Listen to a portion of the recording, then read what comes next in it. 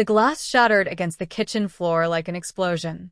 Through the open French doors, Amara Okafor stood frozen, watching her husband play in their garden with 3 children she'd never seen before. 3 children who had his eyes, his smile, his dimples. "Daddy, catch me," the little boy screamed. "Daddy." Her husband's face went white as he looked up and saw her standing there in her designer suit, her heart breaking into a million pieces like the glass at her feet. "Amara," Chitty breathed. "You're home early. Explain," she whispered, her voice shaking. "Explain why there are 3 children calling you daddy in our garden." The silence that followed was deafening. This was not supposed to be her life. This was not the marriage she thought she had. But as the 7-year-old girl stepped closer to Chitty, seeking protection from the strange woman in the doorway, Amara realized that nothing would ever be the same again. Hello guys, welcome to my African Tales. Don't forget to like this video, subscribe and share it with your friends, and most important thing, turn your notification bell so you can get informed when I dropped another amazing story. Drop your thoughts and reactions in the comments. What would you do if your spouse tried to kill you and you survive? Will you take a revenge or disappear forever? 6 hours earlier, the Mercedes-Benz G-Wagon had glided through the iron gates of the Okafor estate in Ikoyi, Lagos's most prestigious neighborhood.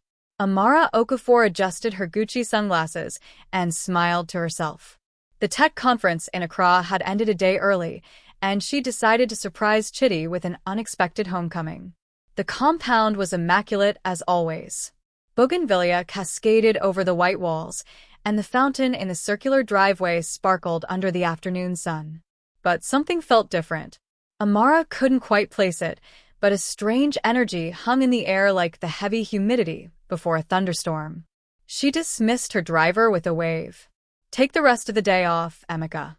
I'll call if I need you." As she approached the front door, she noticed it was slightly ajar. Unusual. Ngozi, their housekeeper, was meticulous about security. Amara's heart began to quicken, though she told herself she was being ridiculous. She pushed the door open quietly, her designer heels clicking softly against the Italian marble floor. The house was unusually silent. No sound of Ngozi humming as she worked, no television playing in Chitty's study. Then she heard it. Laughter. Children's laughter, coming from the direction of the kitchen and the garden beyond. Amara froze.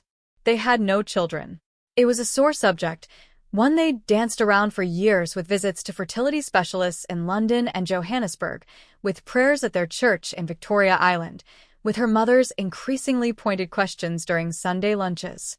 The laughter rang out again, joyful and uninhibited. Multiple children.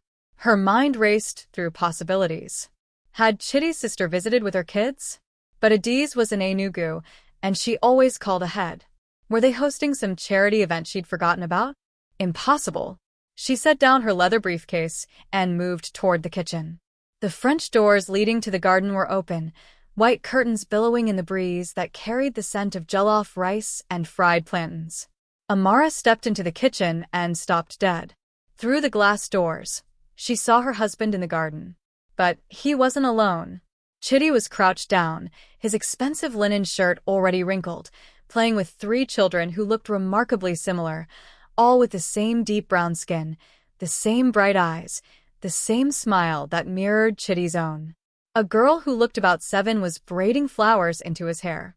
Twin boys, perhaps 5 years old, were chasing each other around him, shrieking with delight. Chitty was laughing, really laughing, in a way Amara hadn't seen in years. And sitting on the garden bench, watching the scene with a serene smile, was Ngozi, their housekeeper, their quiet, unassuming Ngozi who had worked for them for 6 years. Amara's hand gripped the doorframe. Her vision blurred at the edges. The scene before her seemed to tilt and shift.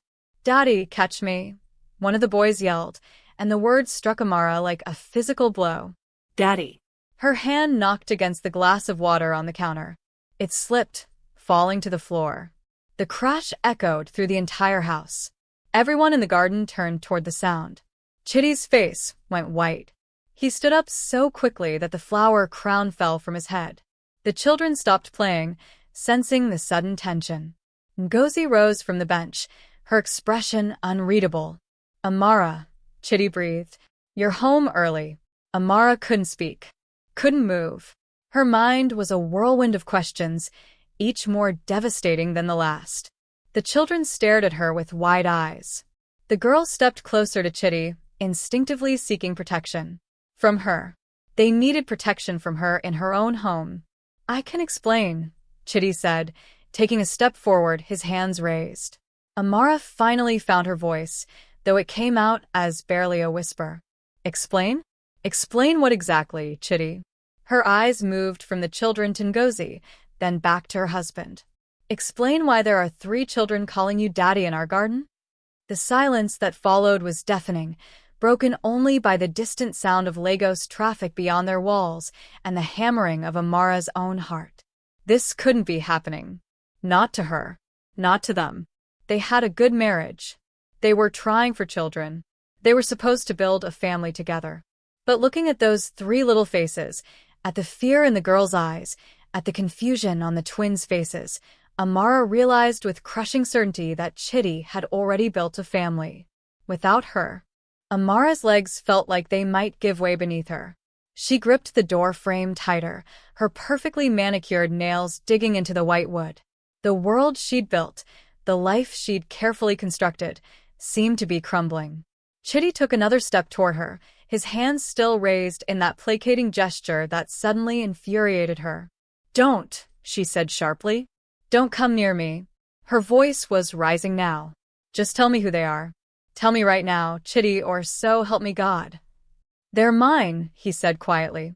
Amara, they're my children. The words hung in the air. Amara felt something inside her chest crack open. Mine. Not ours. His. How long, she whispered. How long have you been lying to me? Before Chitty could answer, Ngozi stepped forward from the garden, moving past him with determination. The children clustered together, the twins holding hands, the girl watching with intelligent eyes. Madam Amara, Ngozi said, her voice steady. Please, let me bring you some water. Come sit down. I don't want water, Amara shouted. I want answers. I want to know why there are children, his children, in my house, and why you're here with them like this is normal. Because I'm their grandmother, Ngozi said simply. The world tilted again. Amara grabbed the nearest chair. What? I'm their grandmother, Ngozi repeated, gentler this time. Madam, please sit. This story is not what you think it is. Chitty moved to Amara's side, but she shook him off violently. Don't touch me. She sank into the chair, her eyes never leaving Ngozi's face. The older woman she'd greeted every morning for 6 years, whose grandchildren she'd given gifts to at Christmas. That Ngozi. Start talking, Amara demanded. Their mother was my daughter, Chioma, Ngozi began, her voice thick with emotion. She died 18 months ago. Childbirth complications with the twins. Amara's head snapped toward Chitty. 18 months? You've known about this for 18 months. No, Chitty said quickly. I swear to you, I only found out 3 months ago. 3 months is still 90 days of lies. Amara shot back. 90 days of coming home to me, sleeping next to me, while hiding 3 children. The little girl started to cry softly. The sound cut through Amara's anger, reminding her that whatever adult drama was unfolding, there were innocent children caught in the middle. Ngozi moved back to the children, murmuring soft reassurances in Igbo. Amara watched as they buried their faces against their grandmother's wrapper. Chitty sat down across from Amara. It was before we met. Chioma and we were together when I was in university. Young and foolish. When she got pregnant with Adiz, he gestured to the girl. Her father sent her away. I wanted to marry her, but I was broke, still in school. Her family wanted nothing to do with me. So, you abandoned her? I sent money when I could. But Chioma was proud. She moved to Benin City, cut off contact. Ngozi would update me occasionally. I knew about Adiz, but Chioma made it clear she didn't want me in their lives. Then you and I met, and I thought that chapter was closed. Until it wasn't. Until Ngozi came to work here and recognized me, Chitty continued. She never said anything. Not for years. Then Chioma got pregnant again, the twins. High-risk pregnancy. She died bringing them into the world. Ngozi returned, her eyes red. My daughter made me promise, madam. Before she died, she made me promise the children would know their father. I took this job, not knowing Oga Chitty was my daughter's Chitty. When I realized, I kept quiet, but after she died, I had 3 mouths to feed. I couldn't manage alone. Amara looked at the children. Why not just tell me? Chitty reached for her hand. This time, she didn't pull away. Because I was a coward. Because we've been trying so hard for our own children, and I didn't know how to tell you I already had 3. Because I was afraid of losing you. How long have they been coming here? This is their 3rd visit, Ngozi said quietly.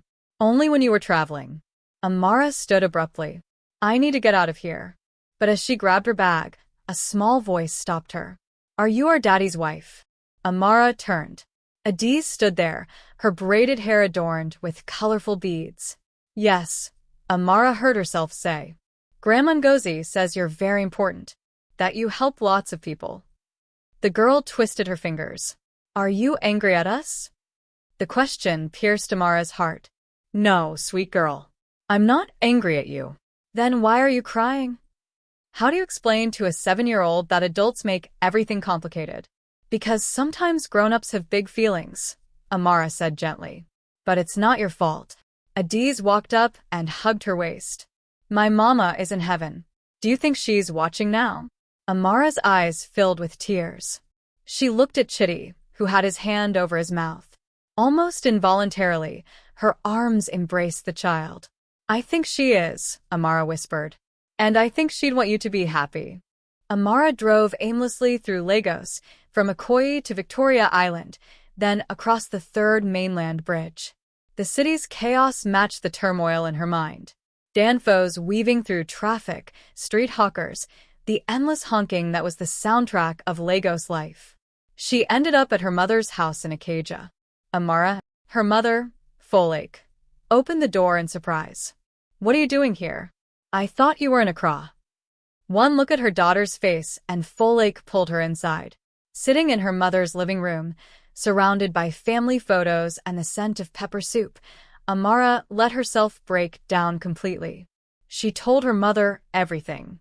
Folake listened without interrupting. When Amara finished, her mother went to the kitchen, returning with 2 bottles of Malta Guinness. Drink, she commanded. They sat in silence before Folake spoke. You know what your father used to say? Life gives us the family we're born with, but it also gives us chances to choose family.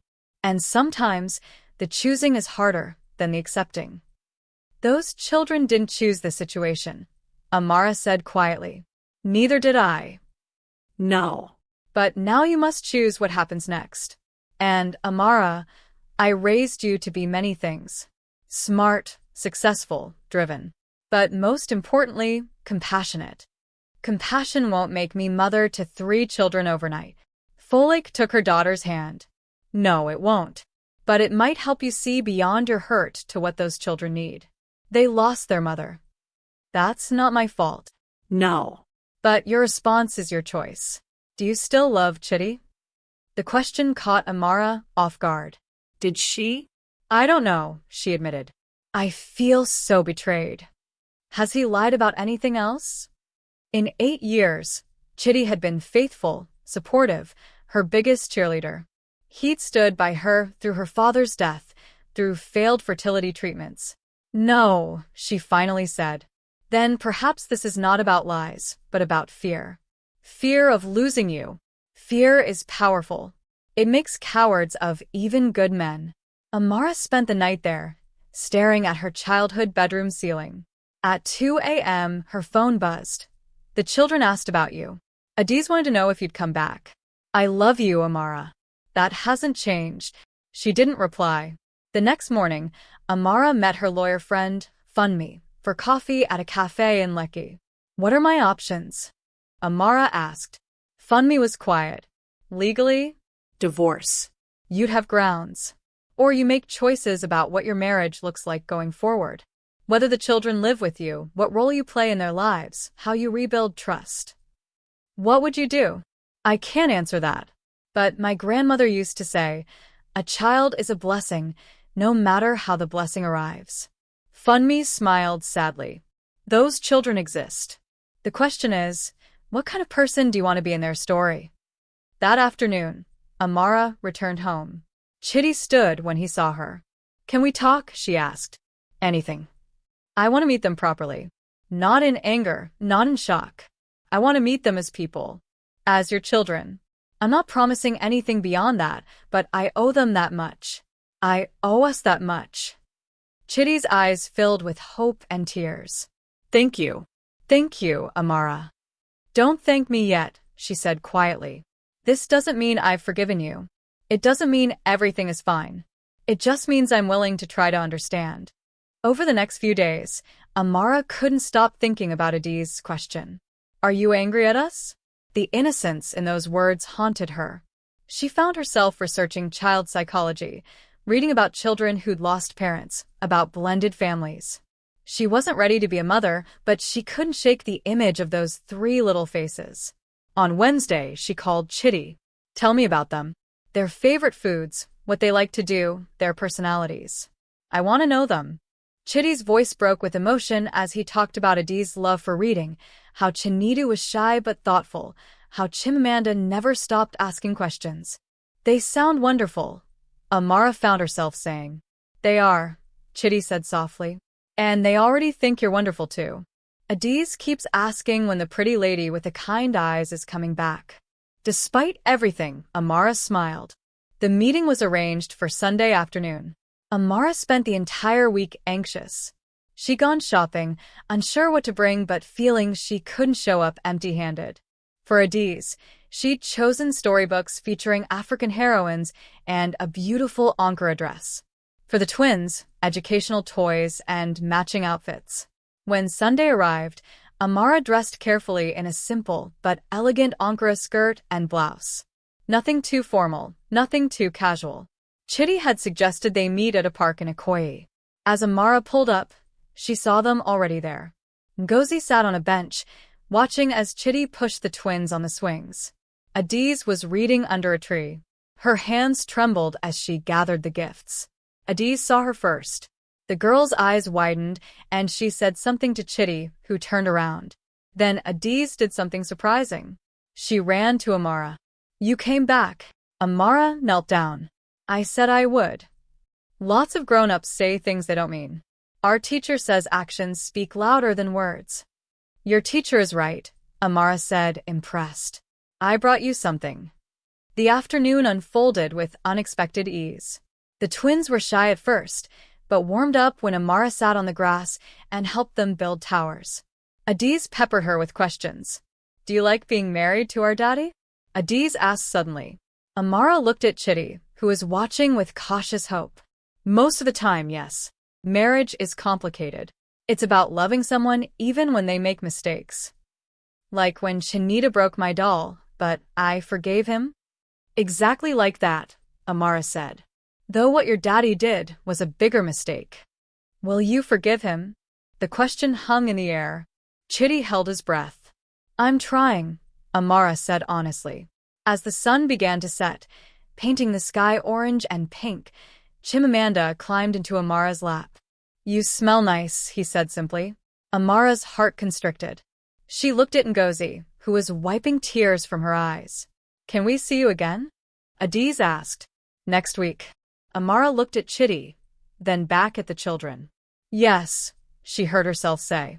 Next week. Driving home that evening, Amara realized something had shifted. The anger was still there, the hurt still raw. But there was something else now. A tiny seed of possibility. That night, lying in bed beside Chitty for the first time in a week, she spoke into the darkness. I need you to understand something. If we do this, if I agree to let them into our lives, you have to be honest with me. About everything. No more secrets, no more lies, no matter how small. I promise, Chitty said. Complete transparency. And I need time. Time to figure out what this means, what kind of role I can play in their lives. I'm not their mother. I can't replace her. No one's asking you to. But I could be something, Amara said quietly. I don't know what yet. but maybe something. Chitty reached for her hand in the darkness. That's all I'm asking. A chance. Over the following weeks, Amara saw the children regularly. She learned that Adiz loved plantain and hated ugali, that Chinidu collected rocks, that Chimamanda wanted to be a pilot. She learned that they still cried for their mother sometimes, that they had nightmares, that they were resilient in ways that broke her heart. And slowly, she learned that her heart was bigger than she'd thought.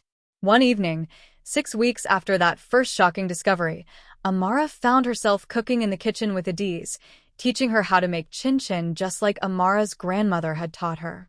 "When I grow up, I want to be like you," Adiz said, concentrating on cutting the dough. "Why?" Amara asked, surprised. "Because you're smart and kind. And you came back even though you were sad.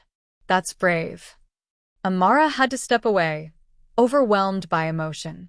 Chitty found her on the balcony, looking out over Lagos's twinkling lights. "You okay?" "I don't know what I'm doing," Amara admitted. "I don't know if I can be what they need." "You're already more than I could have hoped for," Chitty said. "The way you are with them, the patience, the care. Amara, you're amazing." "I'm terrified." "So am I." "But maybe we can be terrified together." 3 months after that shocking afternoon, Amara sat in her lawyer's office. But this time, it wasn't about divorce. "Are you sure about this?" Funmi asked, sliding the adoption papers across the desk. Amara looked at the documents. Legal guardianship papers for all 3 children. Her hand hovered over the pen. Was she sure? No. She was terrified. But watching Chimamanda's face light up when she picked him up from school, listening to Chinida's quiet observations about the world, braiding Adiz's hair while the girl read aloud from her favorite books. These moments had become the highlights of her days. "I'm sure," Amara said and signed. The children had moved into the house 2 months ago. It had been chaos at first. Amara had turned her home office into a bedroom for Adiz, decorated with bookshelves and a reading nook. The twins shared another room, painted with clouds and airplanes at Chimamanda's request. There were hard days. Days when the children cried for their mother. Days when Amara felt overwhelmed and inadequate. Days when she and Chitty argued about parenting decisions. But there were beautiful days too. Like the morning Adiz had called her Mama Amara for the first time, testing the word carefully. "Is that okay?" the girl had asked. "Grandma says we can call you that if you want. You're not our mama, but you're our daddy's wife, so maybe." Amara had pulled her close. "That's perfect." Now, walking into her home with the adoption papers finalized, Amara heard the familiar chaos of her new life. The twins arguing over a toy. Adiz practicing her French homework aloud. Ngozi humming in the kitchen, now employed full-time as grandmother in residence. "We're home," Amara called out. The twins came running, crashing into her legs. "Mama Amara, look what we made at school." Mama Amara. The name still made her heart skip. That evening, after the children were in bed, Amara and Chitty sat on their balcony, watching the Lagos night. "Do you ever regret it?" Chitty asked quietly. "Staying?" Amara thought about the question. "I regret how it happened. I regret the lies, the secrets. But the children? No. I don't regret them. I don't deserve you." "Probably not," Amara said with a small smile. "But we're working on that. One day at a time." "I love you," Chitty said. "And I promise, for the rest of my life, I will never give you reason to doubt me again. I'm holding you to that." A few weeks later, Amara's mother came for Sunday lunch. The house was alive with noise and laughter. Folake watched as her daughter helped Chimamanda with his homework while simultaneously braiding Adiz's hair and listening to Chinida's story about a lizard he'd seen. "You look happy," Folake said quietly when they had a moment alone. "I am," Amara realized with surprise. "It's not the family I planned for. It's not the story I thought I'd be living. But it's real, and it's mine, and I love them." "Your father would be proud," Folake said, tears in her eyes. "You took a terrible situation and made it beautiful." That night, Amara stood in the doorway of Adiz's room, watching the girl sleep. 7 months ago, She hadn't known this child existed. Now, she couldn't imagine life without her. "Thank you," Amara whispered to a woman she'd never met. "Thank you for loving them first. I'll take care of them. I promise." In her own bedroom, she found a journal and began to write. Not for herself, but for the children. The story of how they came into her life. The shock, the pain, the anger. But also the love, the growth, the unexpected joy. Because one day, they would have questions. About their mother. About that confusing time. About how a stranger became their mama, Amara. And she wanted them to know the truth. That love isn't always easy. That families come in unexpected forms. That sometimes the blessings we need arrive in ways we never anticipated. "What are you writing?" Chitty asked, coming into the room. "Our story," Amara said. "The real one. So they'll always know how much they're loved. By their mother, who gave them life. By their grandmother, who kept them safe. By their father, who was brave enough to claim them. And by me, who was lucky enough to find them." Chitty read over her shoulder, then kissed the top of her head. "We're lucky we found you too."